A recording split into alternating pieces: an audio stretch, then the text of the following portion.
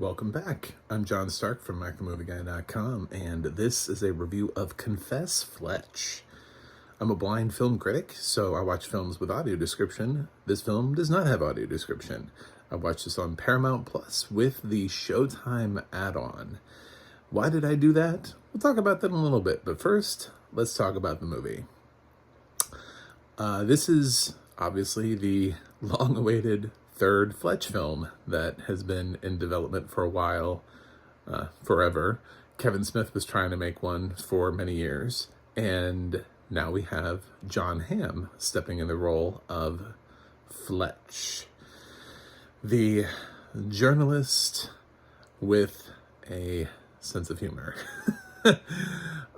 In this one, he actually shows up at a house that he's supposed to be renting, and lo and behold, there's a dead body on the floor.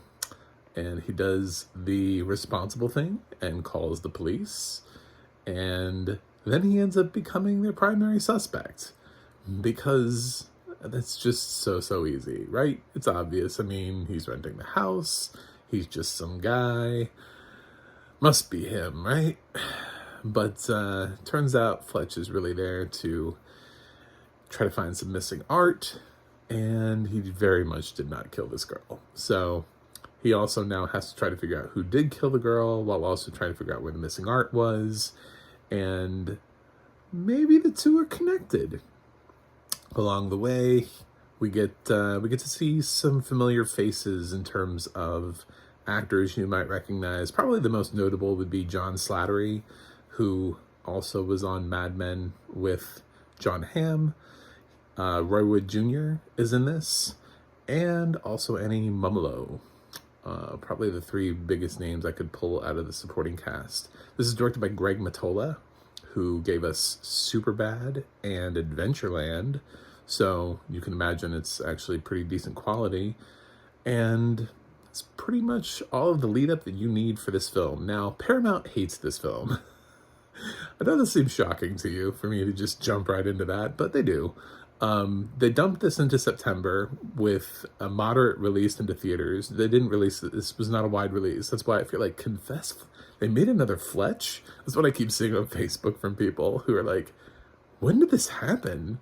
Well, they didn't give it a marketing budget. They didn't put it in theaters. I even saw critics go, Confess Fletch opened this weekend. Like it was a surprise.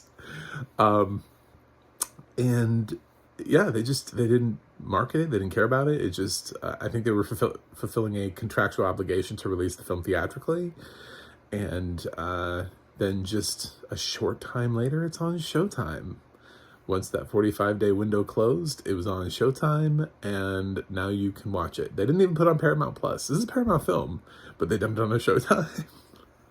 They didn't even think that this film would have enough of a draw to warrant being some sort of Paramount Plus feature debut, you know? Yeah, they'll give us stuff like Honor Society, but they won't give us Confess Fletch. So weird. This company is so weird. So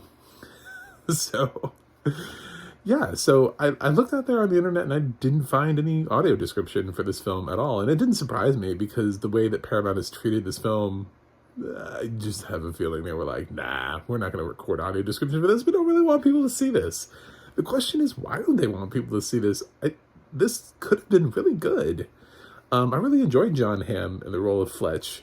I thought he was fantastic, actually. I think I would love to watch a whole series of films with him playing this character. I would have no problem with that, especially directed by Greg Mottola. Like, he's a solid director. I could tell this was a solid film. Unfortunately, it's not a great experience for blind people. This is not a film that's fun without audio description. It's a murder mystery at the core, and it works like a detective story. So you frequently are, missing clues that are visual clues, things that he's searching for around a room. Plus, this thing is centered around visual art, which without audio description, you have no idea what you're looking at. When somebody says a painting is missing, you don't know if somebody's just seen it on the wall. You don't know if it's like sitting on the floor down at the end of the hallway.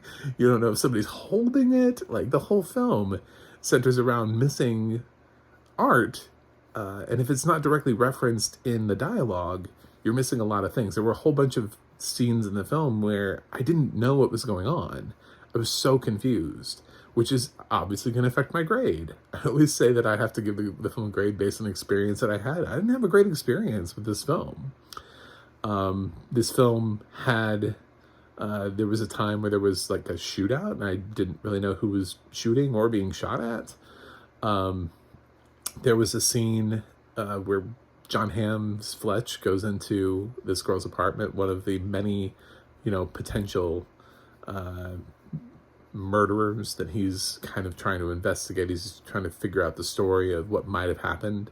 He goes into this girl's apartment, and she's playing around with meat, but it's not, she's like dropping it on the floor and doing all sorts of stuff with it. And you kind of get a feeling from Fletch's vibe, I guess, that maybe she's not the cleanest person in the world.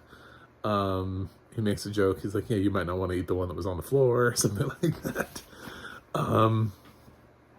It's very, that scene was very, could have been really funny, but it was very disappointing because I couldn't tell what was going on in terms of the lack of audio description. And that's kind of the overall theme of this film. Is I would have loved to give this film a glowing review, because I think, having seen Greg Mottola's previous work, I believe him to be a competent director, and I thought John Hamm was hilarious in the couple scenes. Just the way that he approaches this with his dry wit is, is perfect. And even John Slattery coming in, he's got kind of that same vibe. The two of them going back and forth just felt like Mad Men, just felt like back in the old days. But at the end of the day, I was really confused most of the time. I watched this because I was doing it for somebody else. That's how I ended up watching this. Sometimes we blind folk watch things with other people. They don't always have audio description, which is why it's so important for us to have audio description. I think people don't really realize that. Like, why am I pushing for 100% audio description? It's also because we don't exist like in our own little island or something out there in the middle of nowhere, where we just like, it's just a whole bunch of blind people and we just bounce into each other. And then we all decide what audio described movie to watch every week, and we're like, we've seen all of them, let's call and complain and get more audio described content. It's like, there's a lot of times where I've watched films with my sighted family and friends that I'm just like, all right, cool. I mean, I haven't seen it. I'd like to see it. And hey, who knows? Maybe it won't be the worst experience in the world. But every once in a while it is. Not a great experience. So it would be nice if these companies actually understood that's why audio description matters so much, is so that, not just so that my choices are no longer limited, but so that other people's choices, so they can feel like they're choosing things that I can follow, and I don't have to sit there and lie the whole movie when they're like, are you doing okay? And I'm like, yeah, this film's great. Loved it. It's hilarious. I'm totally following this plot 100%. Don't worry about your choice. Not your fault. I shouldn't have to do that. So, at the end of the day, it's not my fault this film doesn't have audio description. It's Paramount's fault for this film not having description. I have no problem calling them out on it. So, put audio description on your movies. It doesn't really matter that's coming from Showtime, because guess what? You guys are the same parent company. So that's not really an excuse. That's like, ESPN and ABC are both the same parent company. They can't claim that they're not both owned by Disney, because they are.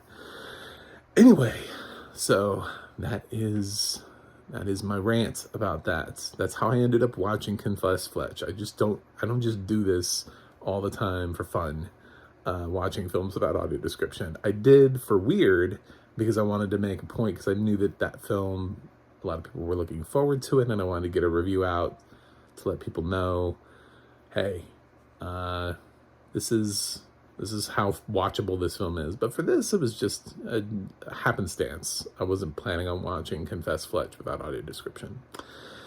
So anyway, I'm left now with the opportunity to grade this thing. And unfortunately, I have to grade it based on what my level of enjoyment was, which was mostly in the humor by John Hamm. I could tell the film was competently directed.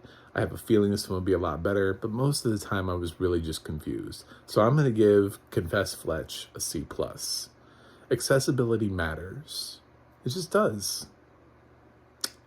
That's the moral of that story. So anyway, thanks for staying through the review. If you've stayed this long and you want to know more about what it's like to watch film with blind people, please subscribe. I'm trying to get to 100 by the end of the year. The more subscribers I have, the louder voice I have, and the more I can advocate for audio description with these content providers. It's really hard to tell somebody, I've got 83 subscribers.